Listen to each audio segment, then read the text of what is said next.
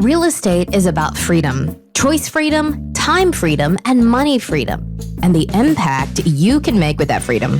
But it doesn't come without cost. Your freedom takes work.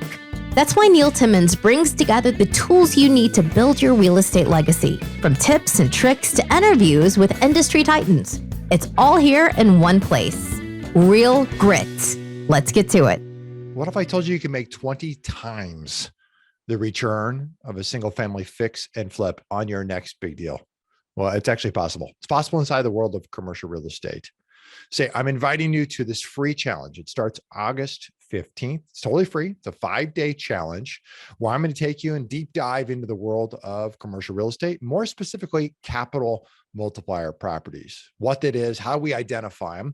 I'm going to show you how to identify them, how to evaluate them, and how to lock them up risk-free. I'm going to give you all the paperwork to do it. It's totally free. You can sign up to join us at www.20xprofitchallenge.com/real grit. That's www.20xprofitchallenge.com/real grit. And I'll see you in the challenge. I've got Paul Lizell coming up. We're going to talk about, of course, how he got into the business, moving out of being a banker, how he got into this business, been in this now going on almost 23 years at this point, and how his primary lead source does not cost him a single penny for finding distressed properties. Tune in right now. Paul Lizell coming right up. I've got Paul Lizell here with me. Paul, how are you? Doing great. How you doing, Neil? Good. I'm excited that we've connected. It's been a few years since we've seen each other in person, so it's good to get connected here virtually and have a conversation. Absolutely. Yeah, you bet. We all got started in real estate somewhere, somehow, some way. What was your first entry point to the industry? So I first bought my first property at the very end. I think it was December of 2001, and it was a HUD property. And if you go back to that time, so I've been doing this for 22 years now. I think it's my 22nd year, which is crazy when you think about it. So I've seen the cycles.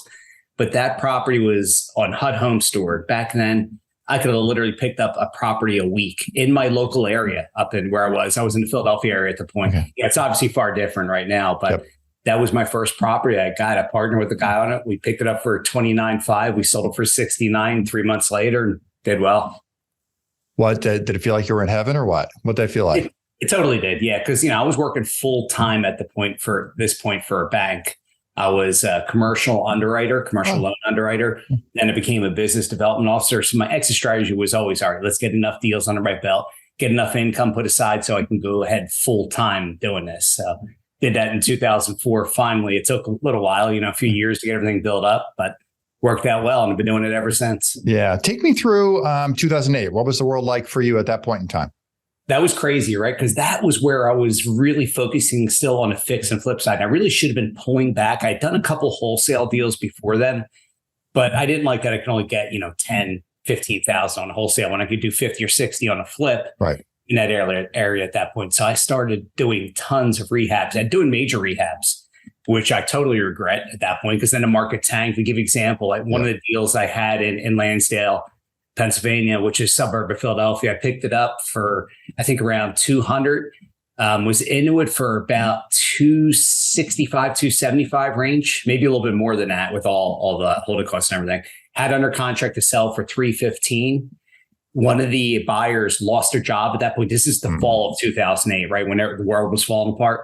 Yep. And then I put it back on the market. Didn't get anything for 9 months. Finally got an offer until we kind of went back and forth, and I took $255 for it. It was like a $45,000 loss in that one. So that hurt. And I had several more like that. One, I think the most I lost on one was 65, and then I had some like 15, 5, 10s. And then I decided, you know what? I got to shift my model. I got to go back to a less risky model by not having so much capital out there, not be so dependent upon the economy. If I wholesale more, much less risk, right? Much less risk, much less holding time, much less dealing with contractor headaches, as everybody in this business knows, is always a headache and will never go away. Correct. So I switched the model. Flipped on its head. We went from like 90% fix and flip, doing a little bit of buy and hold and a little bit of wholesaling, to 80% wholesale, 10% fix and flip, 10% buy and hold. Okay. So wholesaling. Now, when you made that shift, were you just in one market? What did that look like for you? So at that point, I was in Pennsylvania, New Jersey, because it was so close, right? New Jersey and Delaware, Virginia was close, and even Pittsburgh. It was 5 hours across the state, but I still considered close enough for me to do deals. Then I started dabbling and extending into other states. Shortly thereafter, around 2010, I started buying Ohio, Indiana, the Carolinas, Georgia, Florida, Texas, and just kept buying all over the country. And before you know it, I was in 44 out of 50 states. And were you wholesaling primarily still? Primarily wholesaling at that point. Occasionally we would do what's called a wholetail. Mm-hmm. Not really full-scale fix and flips unless I had really good boots on the ground. For example, I do have somebody in Tucson, Arizona, great REO agent who has great contractors. So he's great boots on the ground. So I don't mind doing a more full-scale rehab there because, we've done probably about 20 some with him over the years. And I have somebody there I can trust and count on, and the contractors as well. And same in Casper, Wyoming, and a couple other markets around the country. And of course, where I'm from in Pennsylvania, I have lots of contractors, lots of resources. So I don't mind doing little bigger rehabs there, but I'm kind of scaling it back now. Now what we do, we buy all over the country. We're just doing, the basics to make it mortgageable. Just relist it and sell it and get those profits as quick as possible, because who knows what the rates are going to be in 3 months from now. Correct. A lot of wholetails then today, it sounds like. Love the wholesale model. Yeah, it's still working well. And I tell you what, there's still markets, even these rural markets. We had one in Linton, Indiana. We just sold last week, in a very rural area. But we listed for 124.9, I believe. We had a bidding war and got a cash buyer at 130. And we made a 40K profit on that one. And we did nothing but clean it out, and minor landscaping. It was under $500 for everything. It's such a granular market. And there are tons of markets, both in a kind of a maybe not so major metro sense, but pockets of major metros. And then certainly in the rural area, where the supply and demand is so mismatched even today, but there's just such tremendous demand. There really is. And it's, our business model has always been outside of the big city, say. So if you're in St. Louis, for example, if you go 30 minutes, 60 minutes, or even 2 hours outside that area, that's kind of our bread and butter. One, because we have way less competition. The banks know that they can just list the ones in St. Louis on the MLS. They sell them pretty quickly that way. But when you go into these tertiary markets, secondary markets, it's a little harder to sell those. And they're not as aggressive with the pricing usually initially. And then they get stuck with it for a while. And then they get much more aggressive with the pricing. And that's where I find a discount. So these secondary and tertiary markets are kind of where we feast on. How are you picking up properties? So we're picking most of them up through online auctions right now and bank REOs. So we have agents, and I built up so many agents over the years that are REO agents, whether in Pennsylvania, whether they're in Wyoming or Texas or Tucson, Arizona. They call me with deals or say, this is finally getting to the price point where it's making sense. So they're kind of my boots on the ground. And so, everything we do is online auctions. We have no marketing costs. What we do, our costs are our time analyzing these deals and seeing, all right, does this one make sense? Okay, we could bid this one. Does this one make sense? No, we move on to the next one. You're doing a lot of properties. Tell me about your team structure. What's it look like? So there's myself and Michael. We're both the ones that have the educational company, but also run the day-to-day operations in the business. I have now 3 acquisition managers that run different auctions for me. I run as need to. I kind of fill in the void as need be. So I'm not nearly as busy with that as I used to be. I'm more in the coaching side now. And of course, in the crypto, as you know as well, too. So I try to focus more on that and then kind of coordinate private money and mortgages and all these things for all these deals we're getting. Because I think we've got 15 this past month alone that our acquisition managers have gotten. So we've been busy. I would say so. You mentioned private money. Just touch on that. How do you there's a lot of money that has to go into play, especially when you're closing on these things, when you're wholetailing property. What's that typically look like? How is that made up? Where do you go find money? What's that capital stack, if you will, look like? Absolutely. So my favorite is just traditional private lenders, whether they're people I met at REOs, local REOs over the years. Like I have a couple of relationships still in the Philadelphia area, and they're constantly lending me money on deals. Usually I have $1 million plus out with them at any given time on different deals. I have a couple other private lenders, done 50,000, 100,000, 250 here and there. I have some others that kind of do deal to deal, like as they have cash or they have something in their IRA. Hey, do you have something for around this price point? And I'll try to match up a property that makes sense with it and try to match it up. And if they don't have enough for the rehab, we usually fill in for the rehab ourselves. And the other ones we're starting to use them a lot more. Kiavi, Dominion Financial, RCN Capital, Lima One Capital, those kinds of companies. And they'll lend 90%. There's times when the economy, just a few months ago, RCN was doing 100% program for investors. You have to do like 30 plus deals a year to qualify for that one. But that's a great program when you could borrow literally 100%, still 70% of the after. It just really makes things easier. The fun part is the cash flow game. Most of my private lenders are set up where they get paid either quarterly interest or they just get the payment at the end when we sell the property. And I love that because that's the most easy, right? The other ones through Kiavi or these other ones, monthly payments come out. So I got to make sure I have enough in the account to cover this, cover the contractors, and play that fun game. No, there's you got to have some significant reserves stacked up there, especially when you're turning as many properties you got going on. And they won't lend unless you have a certain amount of reserves in there, right? Correct. So they're always checking for your account statements, what you have in there, lending. So it's always that fun balance and fun game. Yeah. What's the biggest challenge that you face? Maybe over the course of last year, what has been the biggest challenge that you have faced? The biggest in real estate investing? Yeah. So the biggest challenge right now has been, so many buyers fall out of contract. I'm not sure whether you're seeing this too, but this didn't happen, obviously, when the market was really hot and rates were really low. But with the rates changing the way they are, we've had buyers fall out, not qualify, or if they didn't lock in a rate, it changed everything. The debt to income ratio changed and they couldn't close. So that's been our biggest challenge. So that's why we try to make sure when we're looking at these buyers that are coming in, the realtor gives us the deals for the most part, right? And brings them in when we're putting them on a traditional MLS, just making sure they have the funds and making sure they're solid buyers. That's the biggest thing we do right now. So, and that's helped with us making sure that we get these closings happening more consistent and not falling off and then going back on. I mean, I have one in Flossmoor, Illinois. We're finally going to close on either tomorrow or early next week. I had 3 buyers fall off that particular one. Oh my gosh. Interest costs have gone up now 14.5. It would have been just $2,500 if the first one had gone through. Now it's 14.5. So you can see how these eat up your profits. Yeah, in a hurry. What we have noticed is that buyers have gotten harder on the inspection. Yes. They're asking for way more stuff on the inspections. They are. We got that too. So we got one today, even from a cash buyer. He still did inspection on it here. And this is a small property in Lansing, Michigan, right? So we were on a contract for 44. He's like, I can only do this move forward to 40. I'm like, all right, let's just meet in the middle and go to 42 and see where we go. So I'm still waiting the response there. It's not going to be a big deal. We're only making like $6,000 to $8,000 on this one. It's a small little one. It's a quick turn, but it's still frustrating because that wouldn't happen a year ago. We wouldn't have had to deal with that. Just Correct. Yeah, exactly. I mean, they're being smart. You think about it, buyers are being smart and they're trying to, it gives them a negotiation tool. They haven't had in their tool belt for 3 or 4 years here. Sure. No, there's no doubt about that. Yes. Well, and then it also feels like, and maybe you don't do a lot of this given your tight turn times, is it's like FHA buyers' time to shine. Because, in the last 3 years, we all had choices. Every time you get an offer, you had 5 offers, and FHA just gets tossed, right? No matter how strong it is.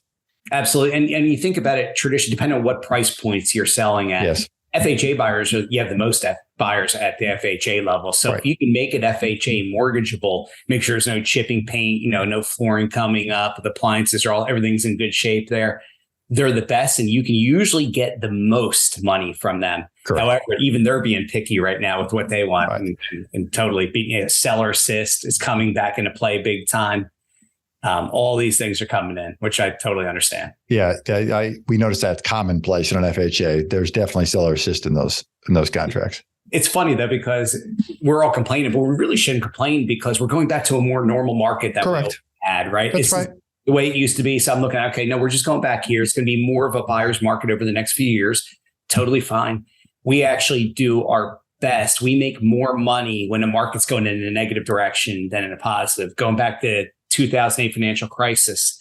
So there were so many, bank REOs on the books. It was ridiculous. there were properties that were listed for $225,000 to $235,000 that I was picking up for $90,000 from HUD.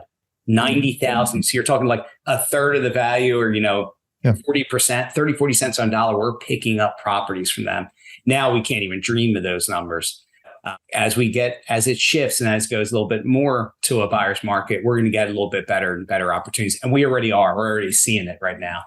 Yeah, you're starting to see price reductions all across the country. You're seeing article after article coming off talking about some of the major cities, right? Some of those who had the highest run-ups in prices, how they're down, 15 to 20% in some of their pricing, and some of that just had to do with how fast it ran up. It just comes down just quick, right? Oh, it sure does. Yeah. And let's talk about that, because that was the tech sector, right? So the NASDAQ got destroyed last year. Correct. So we haven't seen the full ramifications of this yet.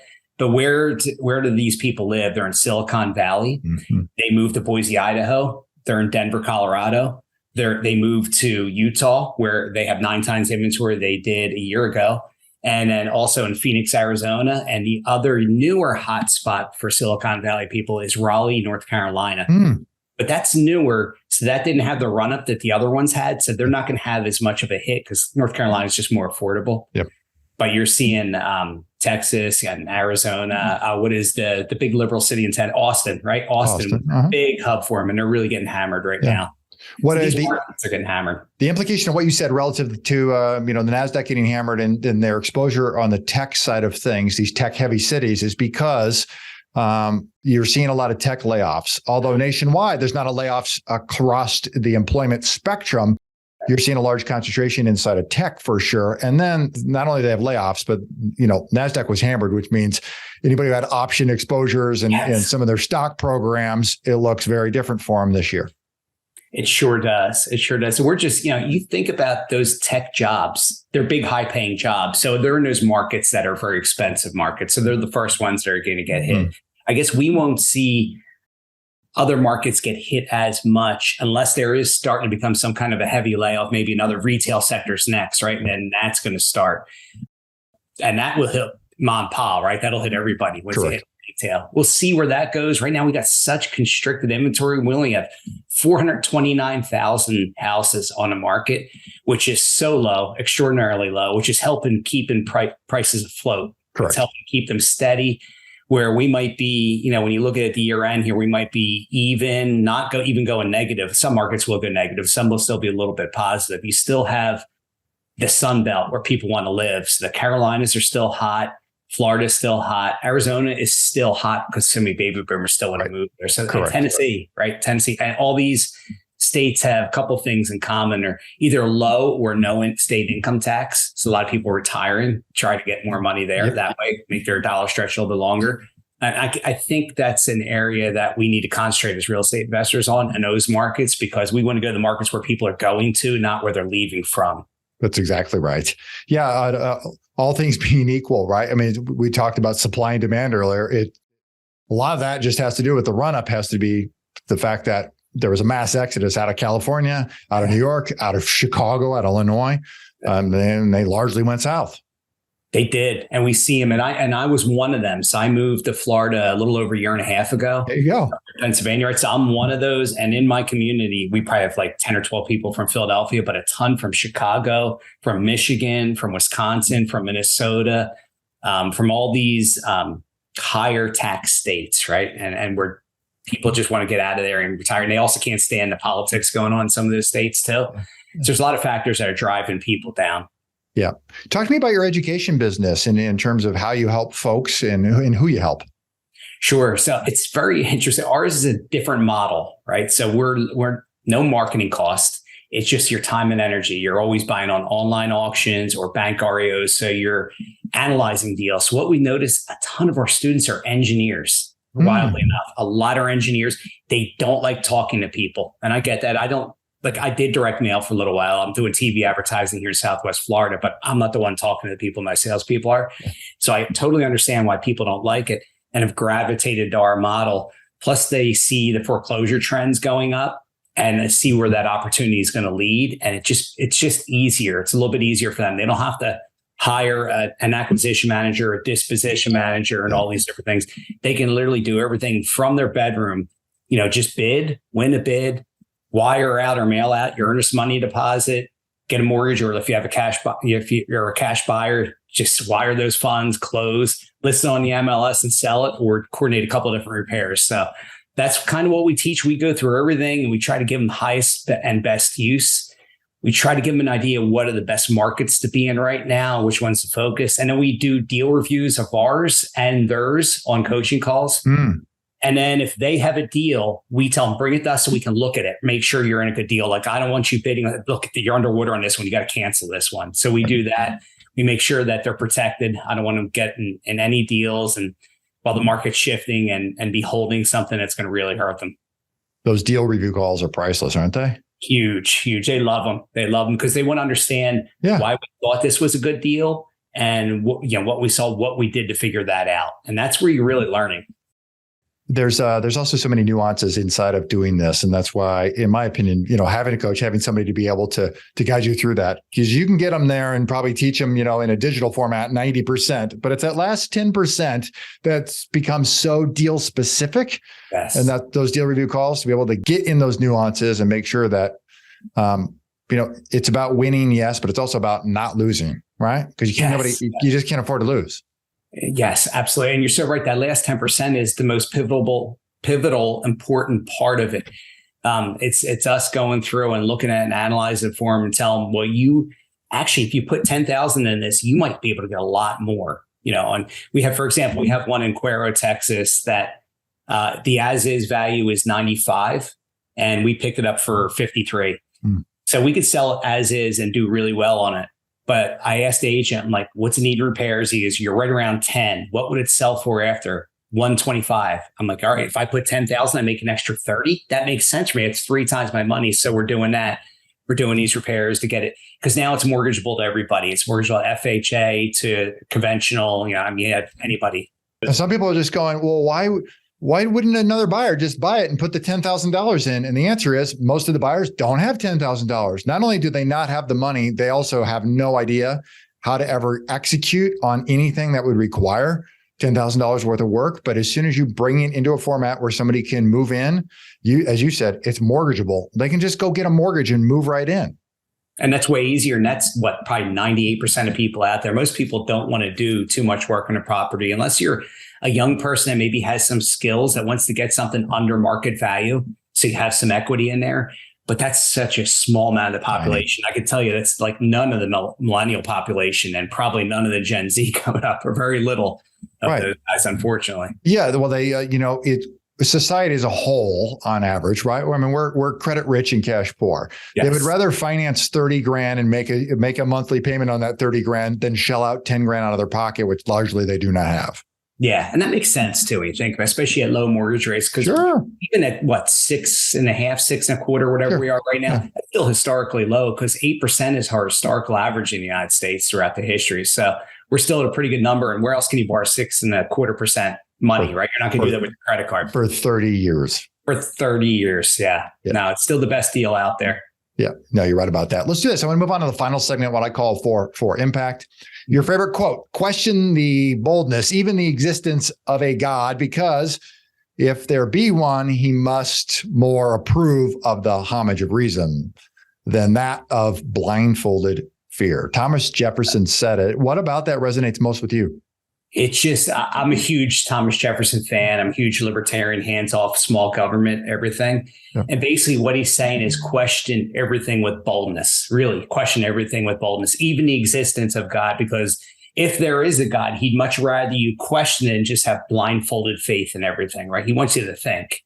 And I agree with that. God would want you to think for yourself and not just trust in anybody and everything that there is. He only wants you to have faith in him, really, truly. So that one just really resonated with me. Always has. I always really like that one. And I think everything we do in life, and we teach our students too, like question a realtor. When a realtor gives you comps, it's trust but verify. And a Ronald Reagan statement, right? Trust but verify. Look at it. We have our numbers, then we see theirs. Now, let's look at them side by side. If this is a 3-bedroom, 1.5 bathroom, 1,500 square foot home on 1/4 acre, why are they showing me a 5.3 on 2 acres, right? That's 2,500 square feet, because that's not a comparable. So you need to see apples to apples. That's why we try to teach them trust but verify. And that's a part of that, Thomas Jefferson. I couldn't agree with more with your assessment relative to pushing back on a realtor and making sure you make sure they do their own homework. Yes. Yeah. Keep them in check. And you know what? The really good ones will give you fantastic numbers, will be spot on. Totally right. And you trust them and you use them multiple times because we built so many relationships with realtors over the years. You know, when we do a deal with them, they usually get the acquisitions purchase price. They get the commission on that. Plus, if there is one, right, on these auctions, they don't offer, plus the resale. And we tell them, we want to repeat this. So if you see anything in your market that looks good, bring it to us. And they do. A lot of them will. The more aggressive ones out there, especially now coming up in a down market, you'll get 10 times that amount because they don't have as much work and as much clients to deal with. Now you're going to be more of their focus so they can continue to get paid. What happens in a down market is the buyer pool starts to dry up, and those who are built to survive and really thrive like you have in your business in a down market, you just pick up market share. It just becomes the velocity deals becomes a lot easier. It really does. And I'm looking at future. I'm actually licensed agent in PA. I'm going to get my wife licensed down here in Florida, just so we have that license. But I'd really like to see the whole way real estate is done and handled, get away from the agent thing more, or reduce costs for people, because they've had a nice gravy train here for the last 4 or 5 years. And unfortunately, I hate to say this, but most realtors aren't worth much. I don't think they're the smartest people out there. Listen, I'm in Iowa. It takes 60 hours, a couple other things, but it's 60 hours of pre-licensed work to be able to get your license. And if you were to cut hair in my great state, it takes 2,000. Wow. Ever had a bad haircut, Paul? Yeah, exactly. Yeah, we can imagine what a real estate transaction looks like unfortunately with the wrong person. Mm-hmm. Yeah, unfortunately, and you know, you run into that sometimes. You live and you learn, you move on. But I do think like Redfin's out there now trying to push their 1%. I guess it's whatever that is, and I think you're seeing more of that kind of thing, more transactionally happen, which could be good. It could be good for both investors because one, it'll increase our profits, right? Correct. Our profit margins when we're relisting them, but it'd be good for sellers too, because they're going to keep more of the money from the equity of their property. Yeah, if you can reduce that friction cost associated with any transaction, just as electronic trading did in the stock market, it just means things get a little tighter, and ultimately, both sides of that transaction should benefit. That's right. E-Trade totally changed everything. What the $7 stock trade is compared to paying 30 or 50 for each transaction. And the same thing is going to happen with cryptos too. It's already kind of happened with where the prices have been going down.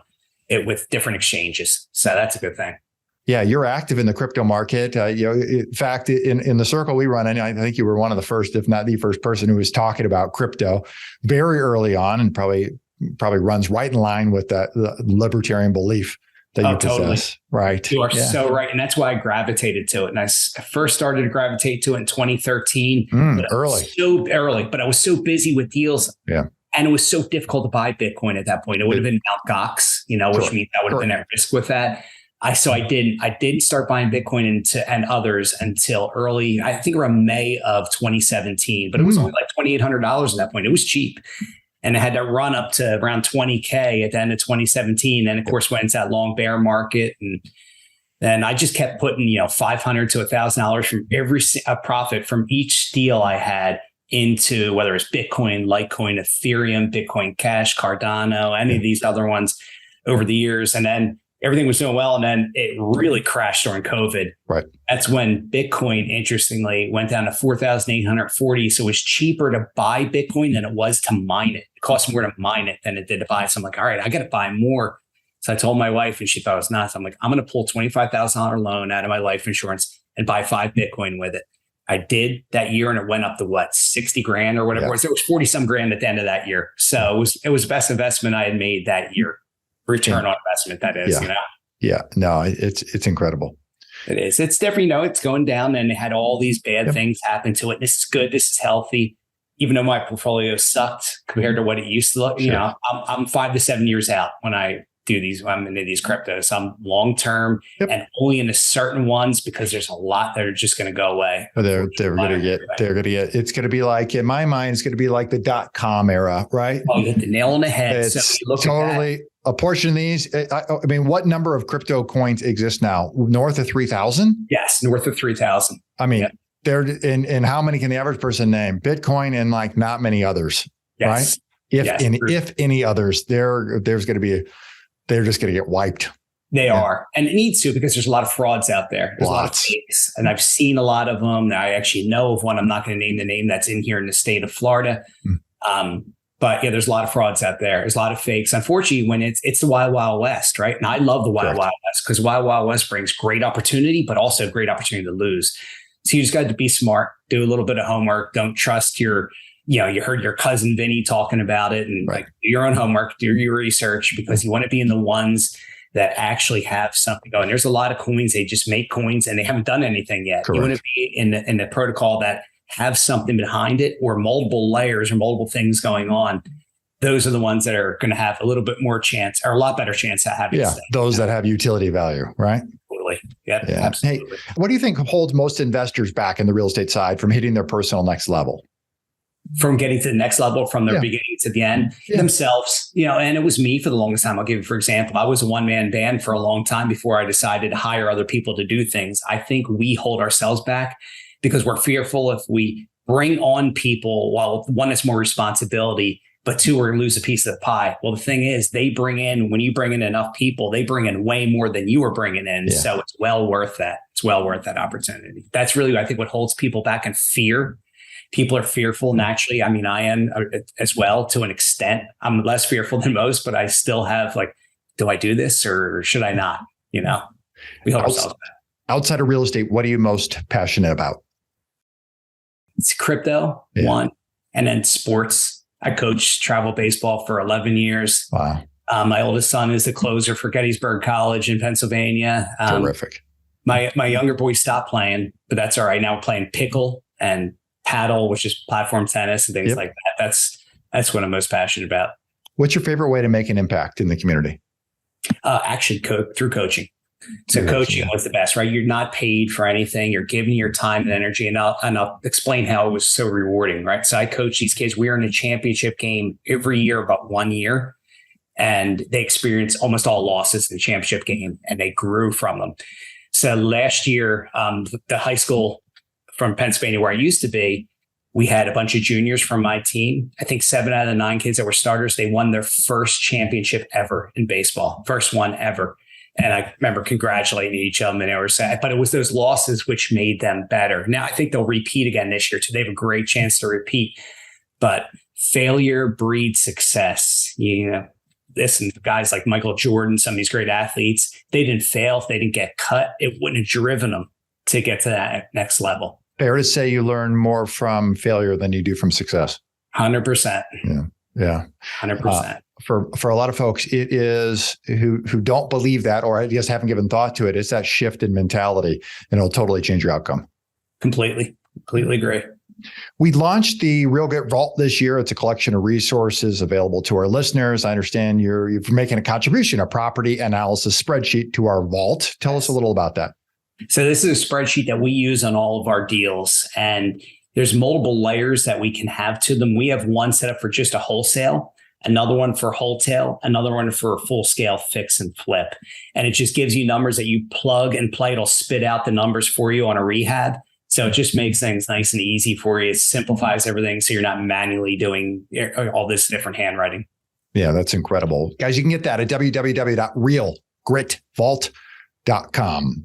Paul, I appreciate you taking the time to connect here. You've got a great story about how you got into this business and out of banking, really some high level intelligent banking at that, to be able to come in and kind of paying an homage back to the banking days about how you use so much of your distribution or your lead flow, deal flow is banks or our banks. Yeah. Ironically, right? It really is ironic.